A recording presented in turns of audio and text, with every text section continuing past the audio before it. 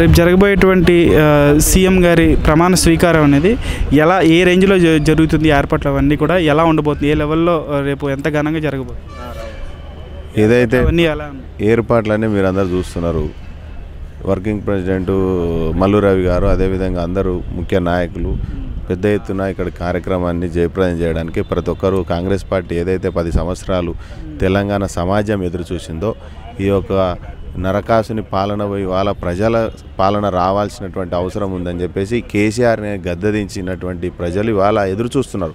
ఏదైతే కాంగ్రెస్ పార్టీ గతంలో డీలబడినప్పుడు రేవంత్ రెడ్డి గారు టీపీసీసీ అయినాక రాష్ట్రంలో కాంగ్రెస్ పార్టీ పుంజుకొని ఇవాళ అధికారంలోకి వస్తుంది. రేవంత్ రెడ్డి గారు ఎప్పుడు ముఖ్యమంత్రి ప్రమాణ స్వీకారం చేస్తారని ఎదురు చూస్తున్నటువంటి తరుణంలో ఇవాళ 10 సంవత్సరాలుగా ఏ ఉద్యమకారులు, నిరుద్యోగులు, విద్యార్థులు ఏదైతే ఆకాంక్ష తెలంగాణ ఆకాంక్ష కోసం ఆ రోజు తెలంగాణ తెచ్చి వాళ్ళని రోడ్డున పడేసిండ్రో ఇవాళ ఆ నిరుద్యోగులు, ఉద్యమకారులు అందరూ సబ్బన్న వర్గాలు వాళ్ళ కాంగ్రెస్ పార్టీకి అండగా నిలబడి అధికారంలో తీసుకొచ్చే ప్రయత్నం చేశారు. ఆ ఫలితమే రేపు జరగబోయే రేవంత్ రెడ్డి గారి ముఖ్యమంత్రి ప్రమాణ స్వీకారం.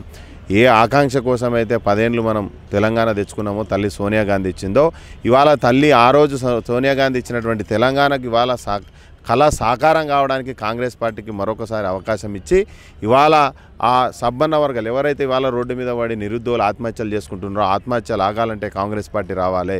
మా పిల్లల చదువులు వాళ్ళ ఫీజు రియంబర్స్మెంట్ రావాలంటే కాంగ్రెస్ పార్టీ రావాలి.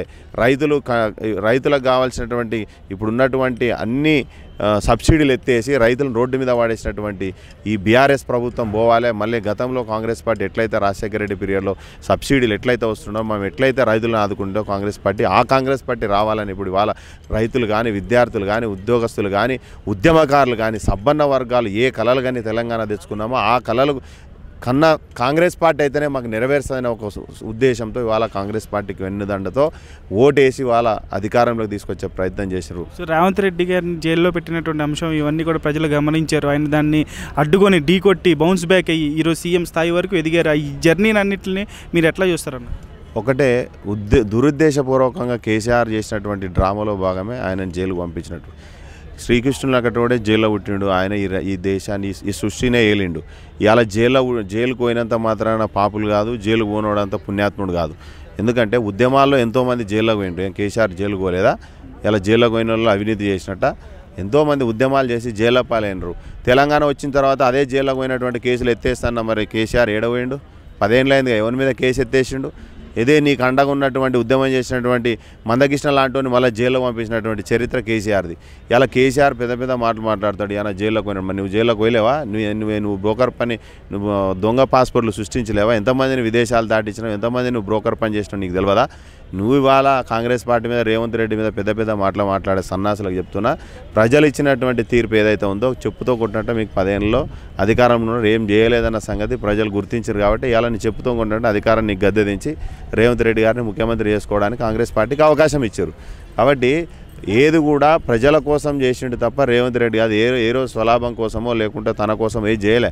నిరీక్షణం ప్రతి క్షణం రాత్రి అనక పగలనక నిద్ర లేక నిద్రాహారాలు మాని ప్రతి నియోజకవర్గం దాదాపు 89 మీటింగ్లకు అటెండ్ అయ్యింది. ఎలక్షన్లో తను ఒక క్యాండిడేట్గా పోటీ చేస్తూ కూడా దాదాపు 89 మంది నియోజకవర్గాల్లో తన మీటింగ్లకు అటెండ్ అయ్యి వాళ్ళ తన గెలుపులకి 100% 100% కృషి చేసినటువంటి వ్యక్తి రేవంత్ రెడ్డి గారు.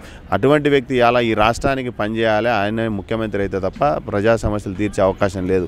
ఏ కళలైతే కన్నామో మేము 10 ఏళ్ళు మా పిల్లల కోసం, మా పిల్లల భవిష్యత్తు కోసం, తెలంగాణ రాష్ట్ర కోసం ఆ కళ రేపు మధ్యాహ్నం 1:10 ఏదైతే పెద్దలు ముహూర్తం నిర్ణయించినా ఆ ముహూర్తంలో రేవంత్ రెడ్డి గారు ప్రమాణ స్వీకారం చేస్తారు. ఈ ప్రజలకి 10 ఏళ్ల పాటు కష్టాలు ఏదైతే పడినారో అది సంపూర్ణంగా కాంగ్రెస్ పార్టీ 6 గ్యారెంటీలు ఏదైతే మేము హామీ ఇచ్చినామో ఆ 6 గ్యారెంటీలు 100 రోజుల్లో పూర్తి చేయడానికి సంపూర్ణంగా మేము సిద్ధంగా ఉన్నాము. ప్రజలు మాకు అవకాశం ఇచ్చారు కాబట్టి మళ్ళీ ఇందిరమ్మ పాలన తీసుకొస్తాం. ఇందిరమ్మ రాజ్యం ఏదన్నదో తెలంగాణ ప్రజలు మళ్ళీ గతంలో ఎట్లయితే రాజశేఖర రెడ్డి పరిపాలన ఉండాలి, ఇవాళ రేవంత్ రెడ్డి గారి పరిపాలన కూడా మళ్ళీ ఒక 25-30 సంవత్సరాలు చెప్పుకునే ఒక చరిత్ర కలిగినటువంటి పార్టీ, చరిత్రగా ఒక చెప్పుకునే విధంగా పరిపాలన కొనసాగించడానికి మాకు ప్రజలు అవకాశం ఇచ్చినా అది రేపు సంపూర్ణంగా నెరవేరుతుంది.